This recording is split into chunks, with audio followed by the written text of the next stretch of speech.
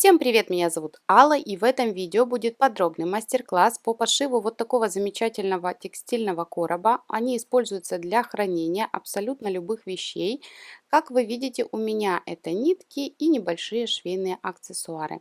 Но также очень удобно для хранения как в комнатах, спальнях, так и для кухни. Долго тянуть не буду, приступаем. Смотрите, я раскрыла все детали. У меня вот тут 21, вот тут 10. 10 это высота, она может быть абсолютно любая. По длинной стороне у меня 30, ну, соответственно, на 10. Центральная деталь у меня 30 на 21. Сейчас я беру боковые детали и сшиваю их, но оставляя припуск внизу не зашитый, то есть 0,6-0,7 сантиметра, вот так я не зашиваю. Обязательно делаю закрепки для того, чтобы строчка не распускалась. Далее беру следующую стенку, складываю лицом к лицу и также прошиваю и также оставляю не зашитым край, то есть строчка не до конца. Теперь собираю вот так, то есть должно получиться кольцо. После того, как я сшила, все припуски я разутюживаю вот таким образом. Далее получившуюся деталь вот так я совмещаю лицом к лицу обязательно и слежу за уголочками вот так и скалываю. Сколола одну сторону, вот хочу показать, как правильно я выкладываю уголок. Смотрите, вот почему я не зашивала и оставляла это место. Смотрите, уголочек должен быть вот так. Когда мы будем прошивать, это будет очень удобно. Я сколола полностью по периметру. И сейчас иду, проверяю еще раз все. Иду к машинке, делаю строчку. Готово. Вот так это получается. На этом этапе я выворачиваю на лицо, проверяю каждый уголок для того, чтобы убедиться, что все хорошо пришилось.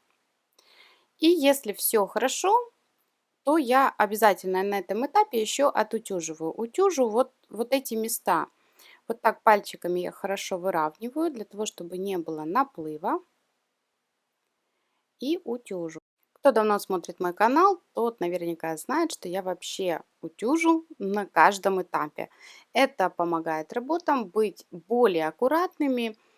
И с одной стороны, можно было потом все это отутюжить, но я знаю прекрасно уже по своему опыту, что когда утюжишь на каждом этапе и утюжишь и расслабляешь каждую строчку, то получается намного лучше.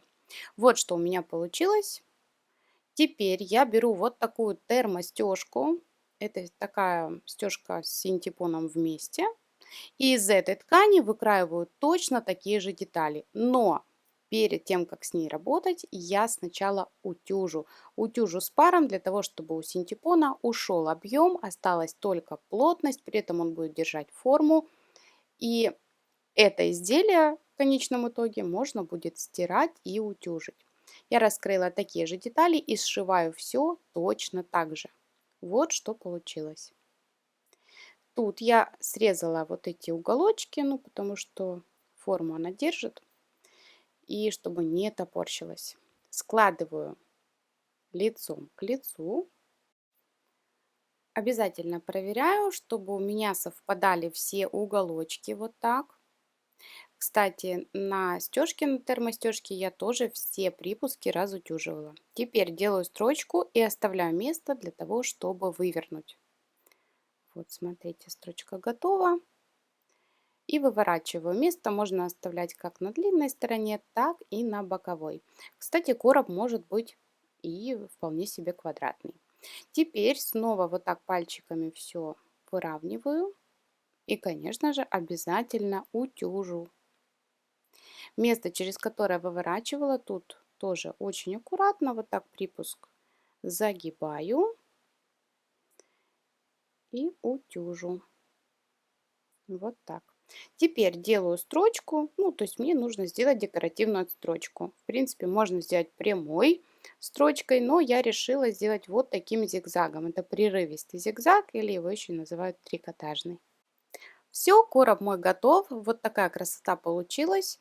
Очень быстро, просто. Вот так выглядит отстрочка. Если в вашей машинке есть декоративные строчки, обязательно их используйте. А на этом видео подходит к концу. Если вам понравилось, поставьте лайк, напишите комментарий, а также подписывайтесь на канал, если вы еще не подписаны. Ставьте колокольчик, чтобы не пропускать новые видео и видеть их первыми. Если остаются какие-то вопросы, всегда можно написать мне личное сообщение в Instagram. А на сегодня все. Всем пока-пока и до новых встреч на моем канале.